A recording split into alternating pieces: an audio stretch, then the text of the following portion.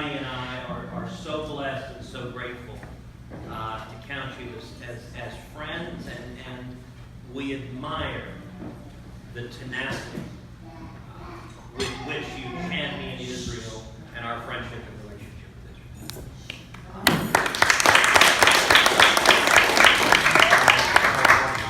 And you have demonstrated here the Jerome, you appreciate this. My favorite toast is God bless nearsighted women. And in my case, that is profoundly the case. So I'm really thrilled to be with you guys. Thank you.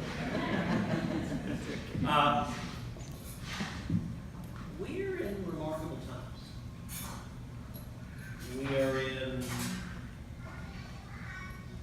if you look in the last 100 years, 4 times have we had unified Republican control of the federal government. A Republican president, Republican majorities, and both houses.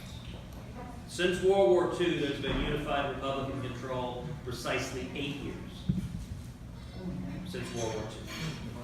This is unusual, and it's extraordinary, and it poses an enormous opportunity. As we started last year, as we started 2017, coming into the new Congress and the new administration, to my mind, on the domestic agenda, there were 4 major priorities: tax reform, regulatory reform, Obamacare, and judges. And it wasn't clear for much of last year, were we going to deliver on any of those, all of them, or somewhere in between. And I have to say, on the domestic front, as the year came to a close last year, it was remarkable the degree to which our fractious majority in the Senate, Republicans in Congress, managed to come together and deliver on every one of those priorities. On tax reform, as we all know, in December, we saw an historic tax cut that is benefiting Florida, it's benefiting Texas, it's benefiting the entire country, and we're seeing job growth and economic growth and wages rising all across the country. On regulatory reform, just about every single cabinet agency, we're seeing regulators lifting job-killing regulations.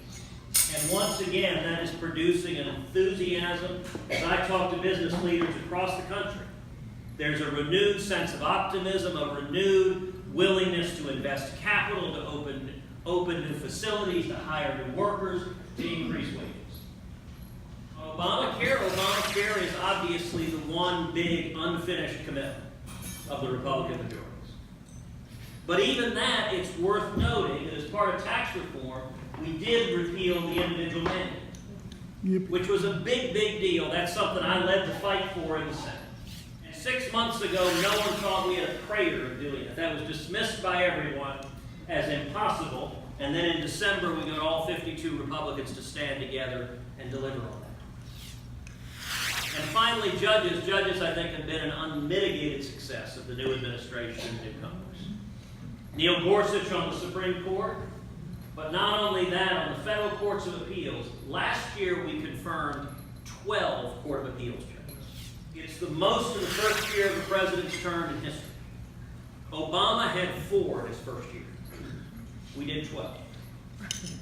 So looking back, I think all of us have reason to be gratified, despite all the craziness, despite the political circus. The substance of what's getting adopted, I think, has been very, very strong. How about shifting to national security and foreign policy, areas that all of us care deeply about? On national security, one of the greatest victories of the last year and a half is finally appropriating the funds to rebuild our military and turn around the 8 years of weakening our military readiness under Barack Obama. Under Obama, friends and allies didn't trust us. And our enemies didn't fear us. Which is, of course, exactly backwards. And if you look at foreign policy, the entire world has changed because the American posture has changed. We are seeing our enemies like North Korea back on their heels because of a strong U.S. foreign policy, a president that wants to be strong and the world reacting to that. And nowhere has foreign policy changed more dramatically than our relationship with Israel. In my judgment, Barack Obama was the most hostile to Israel presidency we have seen in our lifetimes. 8 years of absolute relentless hostility. And what a dramatic change. What a difference it makes having Nikki Haley as UN ambassador.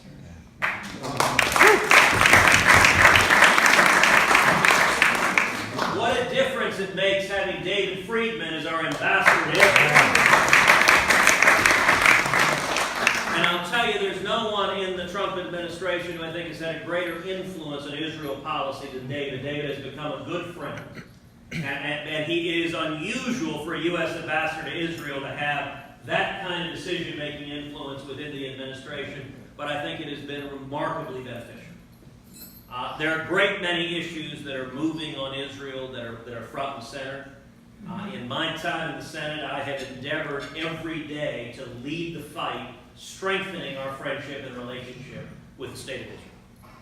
And we're moving forward dramatically.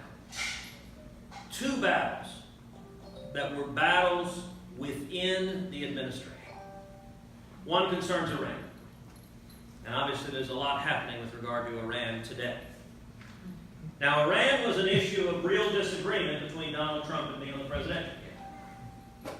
When I stood here 2 years ago, I pledged if I'd been elected, on the first day in office, I would have ripped to shreds the Iranian nuclear deal.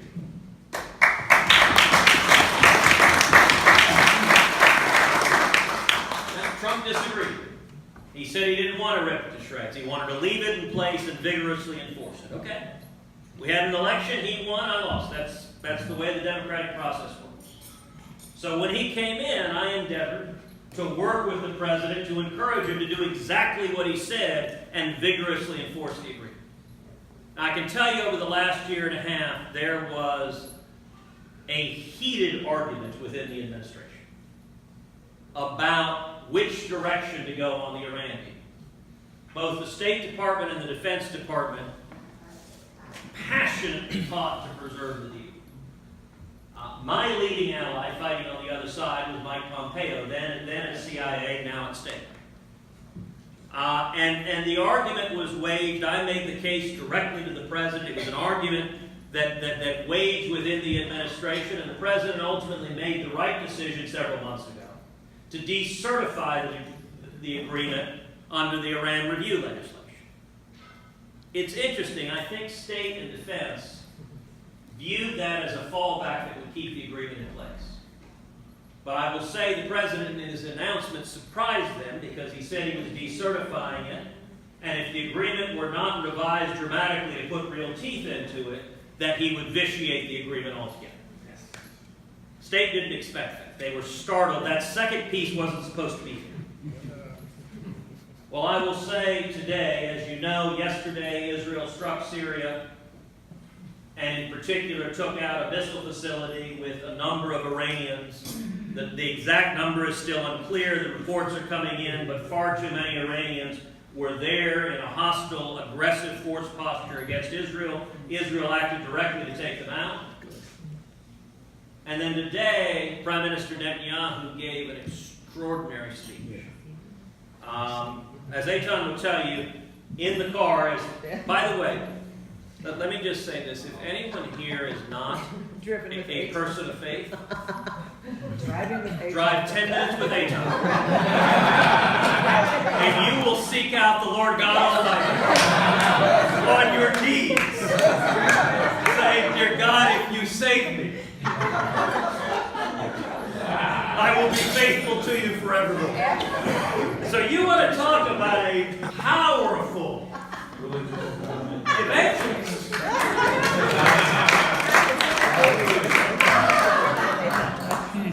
But while driving, in between screeches to the left and right, on my phone I was watching. Only to the right. Only to the right. Which on a one-way road makes it interesting. But the Prime Minister's speech, I actually would encourage you. It's 20 minutes long. Take the 20 minutes and watch it. It is unique. And it's in English. It is in English. And in particular, for those who have not yet seen the details, Israeli intelligence seized 55,000 documents from Iran in paper, and another 55,000 on CDs.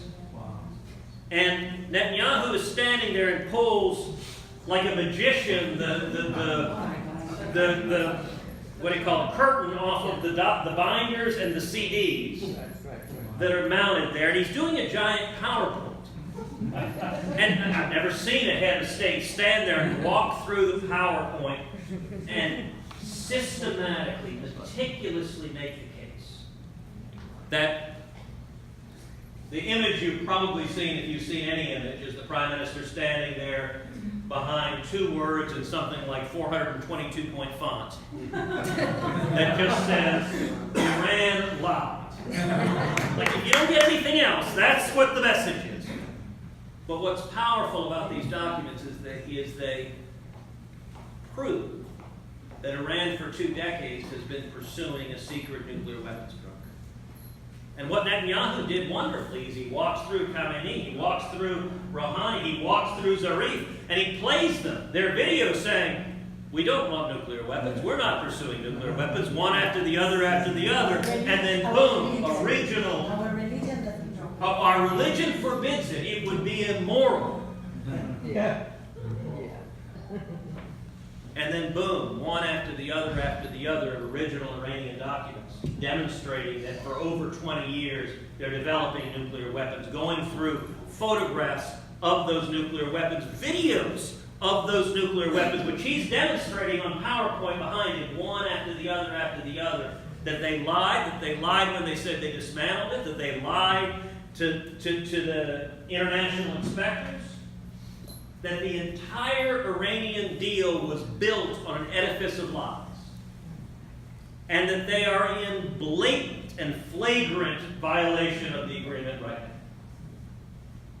It is remarkable, it is compelling, and I will say, I think it leads ineluctably to one conclusion, which is that the United States should withdraw from this deal, we should impose crushing sanctions, we should press our allies to do the same, and we should do absolutely whatever is necessary to ensure that the Ayatollah Khamenei under no circumstances ever gets nuclear weapons.